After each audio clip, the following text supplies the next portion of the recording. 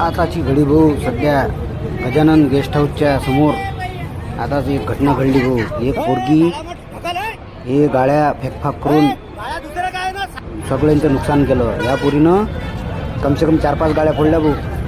त्याच्यासोबत 2 लेकरं आहेत, 2 लहान आहेत, एक पोरगी आहे. ते म्हणते माझी मुलगी हरपली. तसं तर काही झालं नाही भाऊ. नंतर असं माहीत पडलं की हे पोरगी दारू पिलेली आहे. म्हणजे शुद्धीवर नाही आहे म्हणण्याचा उद्देश. म्हणून पाकीतील लोक जमा आहेत. शेवटी पोलीस लोक आले भाऊ. पोलिसांनाही ते आवरत नव्हती. ती त्यांचं कर्तव्य पार पाडतात भाऊ. पहा किती आले. शेवटी लेडीज पोलीस बोलावले. ते काही कोणाच्या मधल्यानं ऐकून नाही राहिली. तिनं नुकसान खूप मोठ्या प्रमाणात केलं भाऊ. गरीब लोकांच्या गाड्या 2 व्हीलर.